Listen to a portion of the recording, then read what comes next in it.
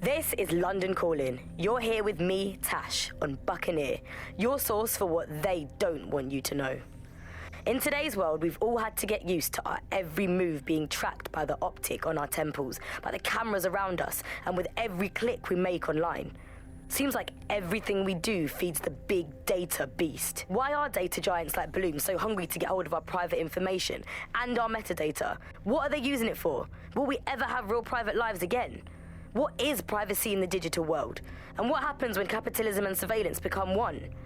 As you know, we keep all names confidential on Buccaneer. Speaking from a secure location, here's new technology strategist Charles, who worked all over the world trying to keep democracy strong in the face of the data assault. If you have enough personal data on somebody, you're able to predict what it is that they're going to do. You can tell what they might be passionate about, but mostly you can tell what they fear.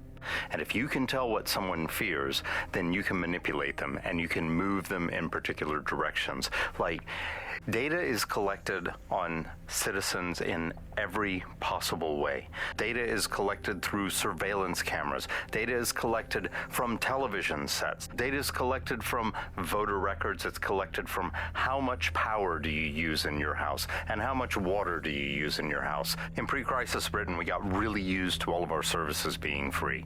Everything suddenly became free that was digital. But what people forgot is that if you're not paying for it, then you're the product being sold. If technology brings out the worst in capitalism, capitalism brings out the worst in technology. Senior academic Alfie tells us how big business repurposes big data.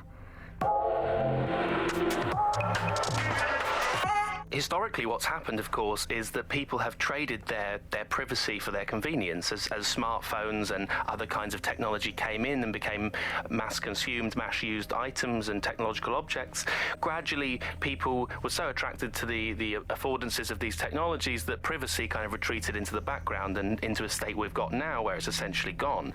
Having this access to this data makes huge tech companies like Bloom so much more powerful than they would be otherwise, and not just in the obvious ways. Of course, there's a lot of worry and fear over what they can do with the data. They can track anyone, find anyone, see what every individual is doing at any point in time. But I think there's even deeper reasons why this data empowers these huge companies to control our society and make us do things. So lots of predictive technologies which are implemented by these tech giants. It's not only interested in knowing what we're going to do, but influencing the patterns of our movement. So technologies might suggest routes to use in the city, places to go, restaurants to go to, cafes to go to, music to listen to.